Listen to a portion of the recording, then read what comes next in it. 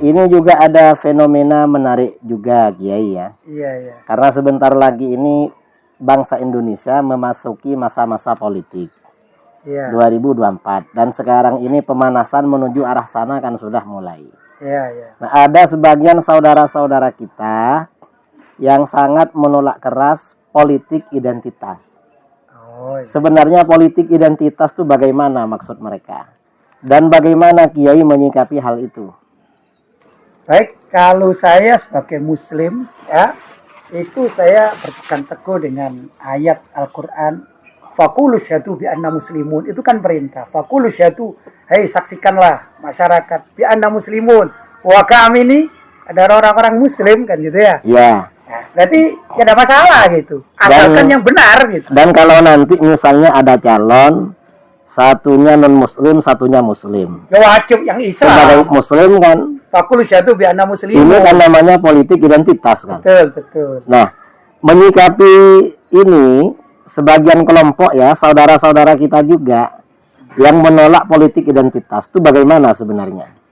Ya makanya gini, pertama saya katakan kita sebagai umat Islam kan cinta Islam kita ini. Karena cinta Islam ya ada masalah ya.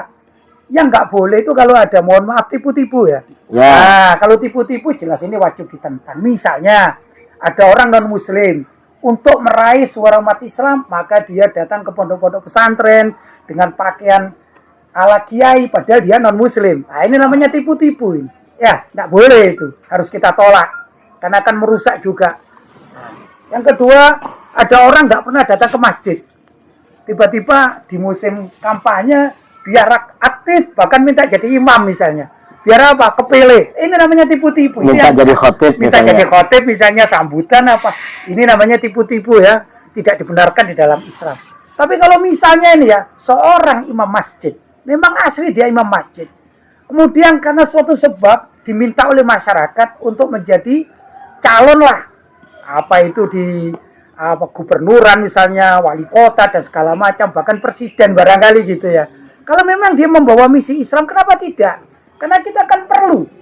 Islam itu harus juga diatur oleh negara sedemikian rupa.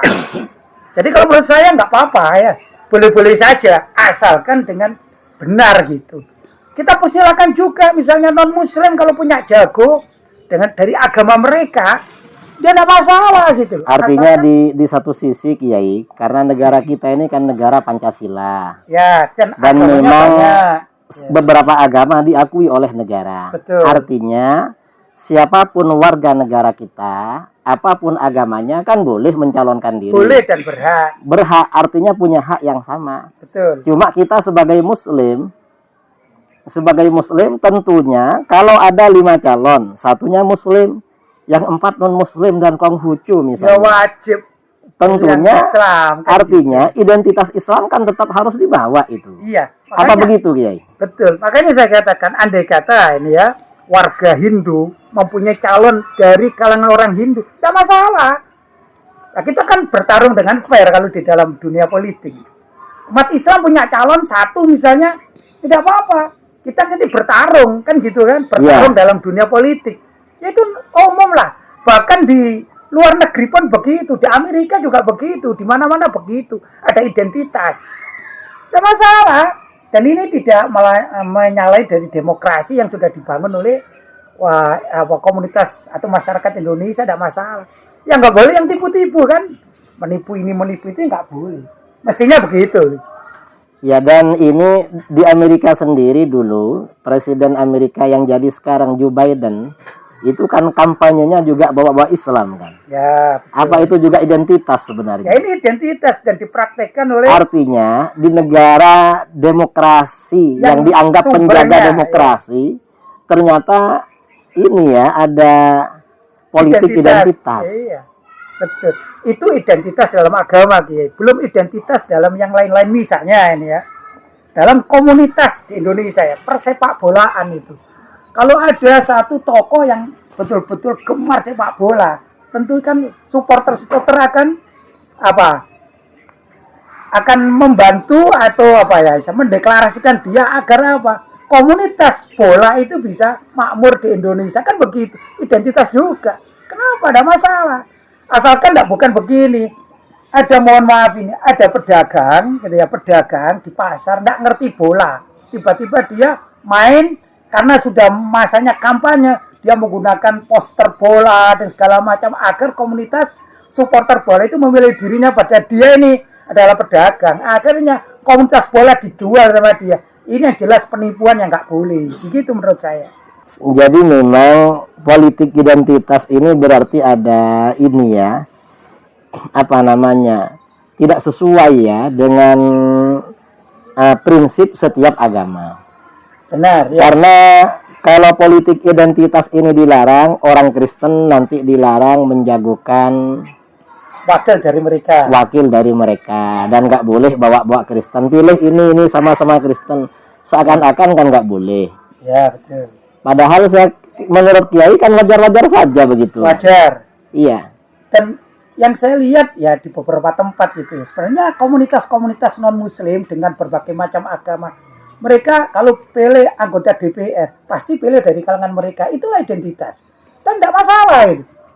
Kenapa harus takut kan gitu? Nah, kita umat Islam tidak masalah.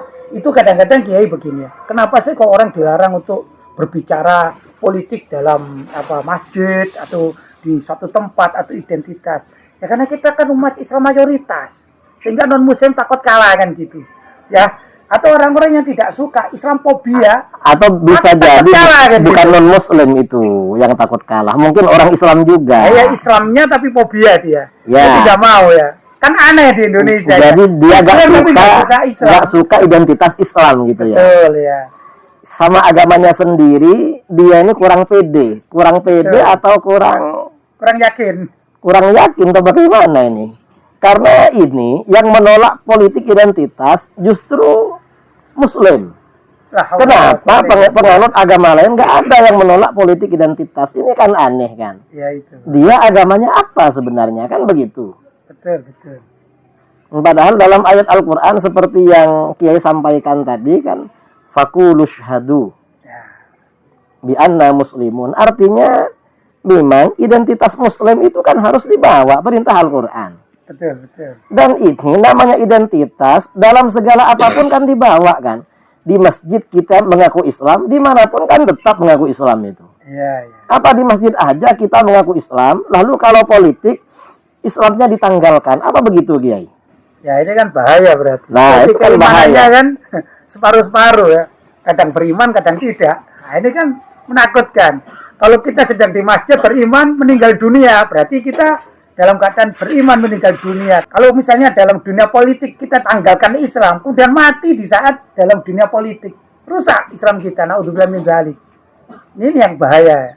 Bahkan naudzubillah kalau sampai bisa keluar dari agama Islam, meninggal dunia, ditanya, kamu muslim enggak? Enggak, saya sedang berpolitik, saya tidak Islam. Kenapa? Ini kan identitas. Begitu mengatakan begitu mati, apa yang terjadi? Apa malaikat menerima alasannya gitu? Kan enggak. Nah, itu lagi. Jadi menurut saya sangat bahaya orang yang menolak politik identitas, apalagi kita dari kalangan umat Islam. Begitulah Kiai kurang lebih. Artinya Kiai sendiri ya punya pandangan bahwa bangsa kita di Indonesia yang berada di bawah naungan Pancasila dengan berbagai macam agama tidak masalah membawa identitas agama masing-masing, kan begitu. Betul. Karena itu bagian dari prinsip demokrasi dan kekuatan berpegang teguh dengan ajaran agama masing-masing. Betul. Jadi yang Muslim berpegang dengan Islamnya, yang non Muslim berpegang dengan agamanya sendiri-sendiri. Betul. Apa begitu Kiai? Betul. Jadi kalau kita umat Islam, apalagi di Nahdlatul Ulama, kan tidak menolak Pancasila. Ya. Kita no problem dengan Pancasila itu. Cuman kita mewarnai Pancasila itu karena kita Muslim, ya sesuai dengan porsi yang diberikan dalam kepancasilaannya itu ya. Yaitu sila pertama ketuhanan yang Maha Esa. Bagi kita ketuhanan yang Maha Esa itu yaitu bertuhan kepada Allah, dan Allah itu yang Maha Esa gitu. Itu bagi kita. Adapun yang lain itu terserah mereka. Artinya gitu. Mereka punya penafsiran berbeda. Itu terserah itu mereka. Internal mereka Mereka. Kita tidak intervensi gitu. Betul. Ya. Tidak masalah itu ya. Dan kita memaknai demokrasi Pancasila. Nah kita umat Islam ya kita berbicara Islam. Kan begitu.